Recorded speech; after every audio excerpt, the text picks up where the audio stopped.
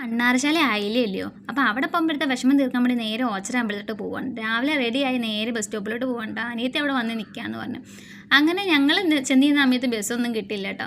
അല്ലെങ്കിൽ എവിടെ പോകാൻ ഇറങ്ങിയാലും ഒരു ബസ്സും കിട്ടത്തില്ല. ഒത്തിരി നേരം കഴിയുമ്പോൾ ഒരു കായംകുളം കിട്ടി. അങ്ങനെ അതിനും കയറി. നല്ല സ്പീഡും ഉണ്ടായിരുന്നു ബസ്സിൻ്റെ. നമ്മൾ ജീവൻ കയ്യെ പിടിച്ച അവസ്ഥ ഇരുന്നായിരുന്നു കേട്ടോ. അങ്ങനെ നേരെ ഒരു 11 മണിയൊക്കെ ആയപ്പോഴത്തേക്ക് ഓച്ചിറ അമ്പലത്തിൽ ചെന്ന് കേട്ടോ. ചെന്നപ്പോൾ നല്ല തിരക്കുണ്ട്. എനിക്കൊന്ന് മണ്ണാറശാല ആയില്ലുണ്ട് എല്ലാവരും അവിടെ പോയി തൊഴുതിട്ട് നേരെ ഓച്ചിറ അമ്പലത്തോട്ട് വരും. നല്ല തിരക്കുണ്ടായിരുന്നു അമ്പലത്തിൽ കേട്ടോ. അതേപോലെ തന്നെ ഈ വൃശ്ചിക മഹോത്സവത്തിന് ഇനി 4-5 ദിവസം ഉള്ളു എന്ന് പറഞ്ഞാൽ തിങ്കളാഴ്ചയല്ലേ വൃശ്ചിക മഹോത്സവം തുടങ്ങുന്നത്. 12 ദിവസം ഉത്സവം തന്നെ ആയിരിക്കും ഇവിടെ. അപ്പം ഞങ്ങൾക്ക് ഇവിടെ ഉത്സവം തുടങ്ങിക്കഴിഞ്ഞാൽ രാവിലെ വൈകുന്നേരം എല്ലാം മിക്കപ്പോഴും നമ്മൾ അമ്പലത്തിൽ തന്നെ ആയിരിക്കും കേട്ടോ. അപ്പോൾ ഇന്നേ വരെ ഓച്ചിറ വന്നിട്ടില്ലാത്ത ആരെങ്കിലുമൊക്കെ ഉണ്ടെങ്കിൽ ഇനി വൃശ്ചിക മഹോത്സവം തുടങ്ങാൻ പോകുക തിങ്കളാഴ്ചയാണ് വൃശ്ചികം 1.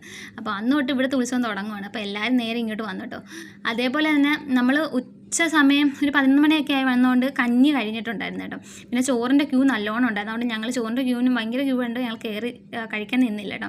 നേരെ പിന്നെ അവിടെയൊക്കെ കയറി ഒന്ന് കറങ്ങി അടിച്ചിട്ട് നേരെ നമ്മുടെ ബജ്ജിക്കട നോക്കിയപ്പോൾ ബജ്ജിക്കട അടച്ചിട്ടേക്കുമായിരുന്നു. അങ്ങനെ ഞങ്ങൾ നേരെ നമ്മുടെ പൊരിയുടെ കടയുണ്ടല്ലോ, പൊരിയും മുറുക്കൊക്കെ വിൽക്കുന്നത്, അങ്ങനെ അവിടെ നിന്ന് അതൊക്കെ മേടിച്ച് നേരെ നമ്മൾ രാവിലെ ഒന്നും കഴിക്കാൻ ഇറങ്ങിയോണ്ട് ചായയും വടയൊക്കെ മേടിച്ച് കഴിച്ചുകൊണ്ട് നേരെ പിന്നെ ബസ് സ്റ്റോപ്പിലോട്ട് പോകാം. ഭയങ്കര നല്ല അടിപൊളി കിടുക്കാച്ചി വെയിലുണ്ടായിരുന്നു കേട്ടോ. അങ്ങനെ നേരെ ബസ് സ്റ്റോപ്പിൽ വന്ന് ബസ്സും കിട്ടി നേരെ വീട്ടിലോട്ട് വിട്ടു. അടുത്ത വീട്ടിൽ കാണാവേ. ബൈ.